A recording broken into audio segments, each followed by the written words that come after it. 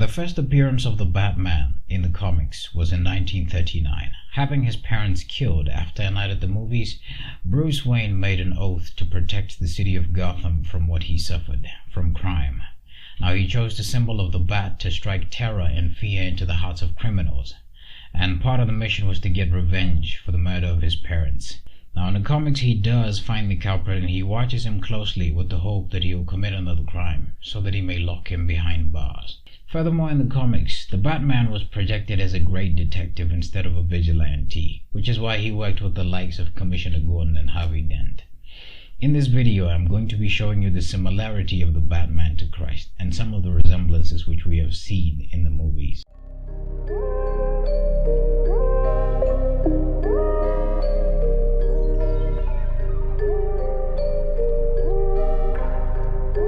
It looks like you lost another one.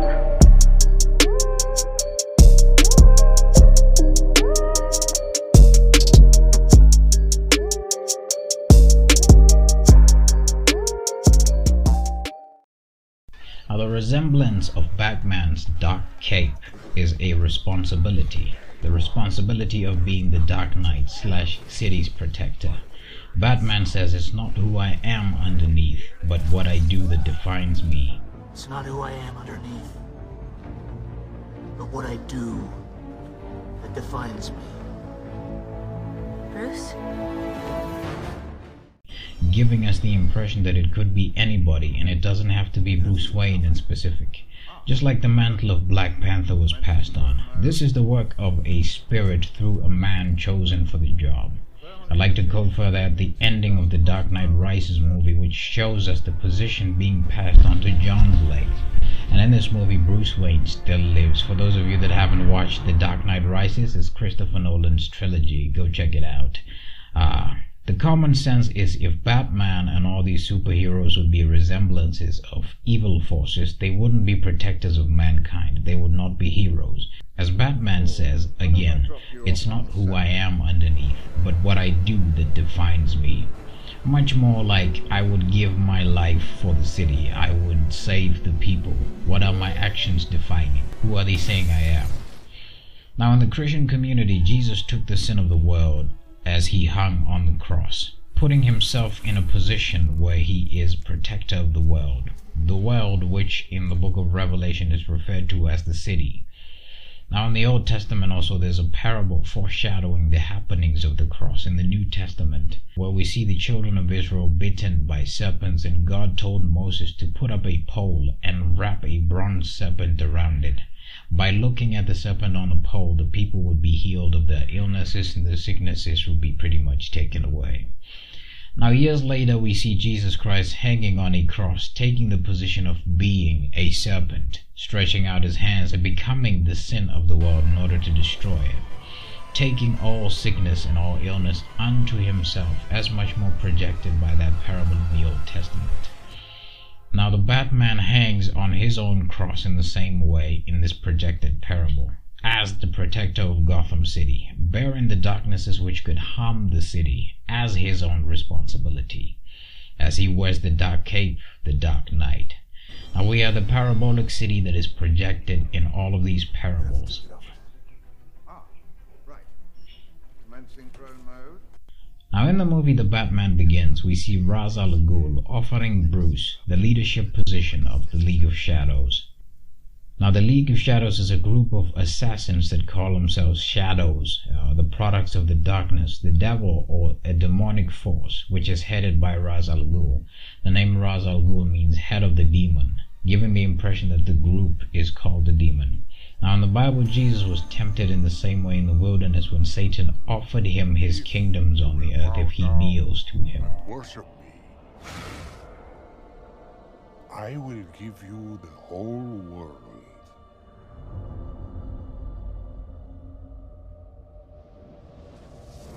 Now a shadow is something that can be easily dismissed by light, which is the perfect communication of a demon. Now the goal of Ra's al Ghul, or head of the demon, as the chief of a demonic force, was to destroy the city. This is where Bruce disagrees, and later we see him going back to save Gotham instead of destroy it. Now in the Bible, furthermore, you have heard of 2 instances, but not one, where Jesus prayed, like I said, in the wilderness, and being tempted by Satan, he was told to kneel, and if he were to kneel, Satan would offer him all his kingdoms. And as well, the prayer that took place in the Garden of Gethsemane, where Jesus crushed the head of the serpent. In the movie The Dark Knight Rises, the Batman dies in sacrifice for the city, but rises again at the end. The movie gave viewers the impression that the Batman had not died in the first place, but the title of the movie, The Dark Knight Rises, implied a rise from the dead, and not a mere return as a hero from the shadows. Another detail that I'd like to communicate is the actual words of the creators in the comic books, revealing that the symbol of the bat was chosen by Bruce to bring fear and terror into the criminals around Gotham, which brings me to a scripture in the Old Testament Bible that reads, "When justice is done, it brings joy to the righteous, but terror to the evildoers." That is in Proverbs 21 verse 15. Which brings us to the Justice League.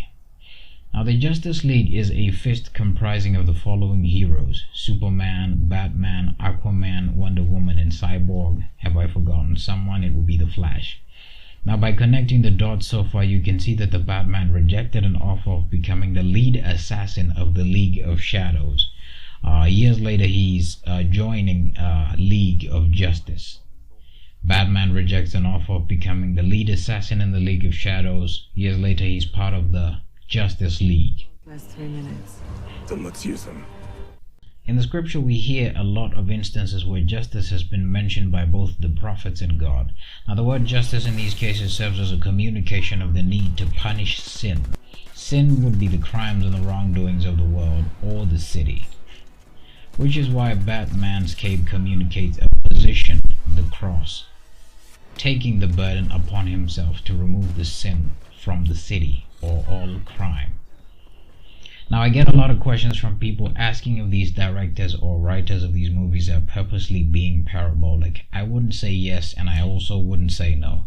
But the stories are created in what I would call a similar consideration to biblical detail. In the movie The Dark Knight Rises, the city of Gotham comprises of 12 million souls, nearing the clue of the 12 tribes of Israel. Again, there's a scene where Batman asks John Blake, who serves as a young Joshua, to lead an exodus across the bridge.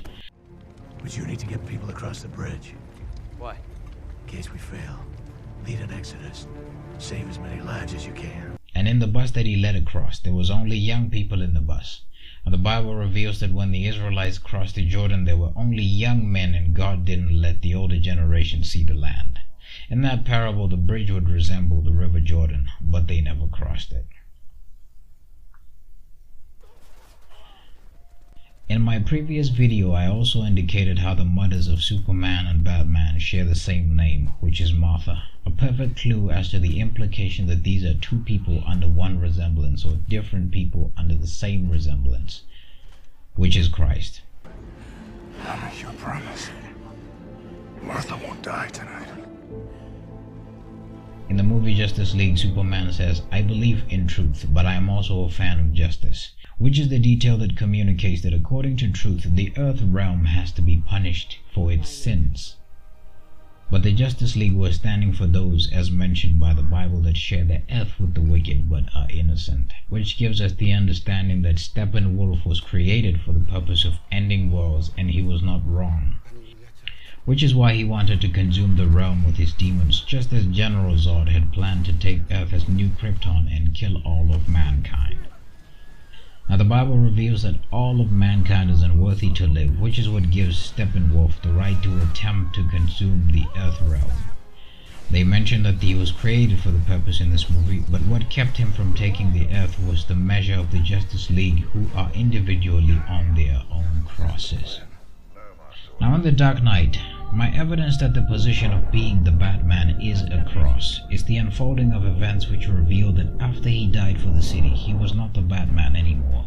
He lives off elsewhere as John Blake appears to be the next Batman, stepping up to take the position. Now Jesus says in the New Testament, anyone who wishes to follow me must take up his cross and follow me, painting a great impression that the cross can be a position where we stand for what he similarly stood for. It looks like you lost another one.